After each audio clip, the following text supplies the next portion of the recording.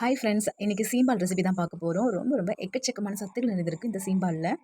சீம்பால் கிடைச்சா கண்டிப்பாக வந்து செஞ்சு சாப்பிடுங்க. ஏன்னா அந்த அளவுக்கு சத்துக்கள் அதிகமாக இருக்குது. சீம்பால் சாப்பிட்றதுனால நமக்கு கிடைக்கக்கூடிய பெனிஃபிட் நிறையவே இருக்குது. சொல்லிட்டே போகலாம். இந்த சீம்பாலை சாப்பிட்றதுனால நமக்கு நோய் எதிர்ப்பு சக்தி அதிகமாகும். அது மட்டும் இல்லை, ஸ்கின் டோனை நல்லா மெயின்டைன் பண்ணும். மலச்சிக்கல் உள்ளவங்க கண்டிப்பாக அந்த சீம்பாலை எடுத்துக்கணும். அந்த அளவுக்கு பெனிஃபிட் அவங்களுக்கு அதிகமாக அள்ளி கொடுக்கும். நம்மளை ரொம்பவே இளமையும் சுறுசுறுப்பாக வைக்கக்கூடிய தன்மை இந்த சீம்பாலில் இருக்குது. இப்போ எதுன்னு பார்த்துடலாம். சீம்பால் ரெசிபி பண்ணுறதுக்கு ஒரு பொடி ரெடி பண்ணிக்கணும். அதாவது சுக்கு, மிளகு, ஏலக்காய் இதை மிக்ஸி ஜாரில் சேர்த்து நல்லா ஃபைனாக இந்த மாதிரி அரைச்சி எடுத்துக்கோங்க. தண்ணி கொதிச்ச பிறகு ஒரு 20 நிமிஷத்துலேருந்து நமக்கு 25 நிமிஷம் தாங்க ஆகும்.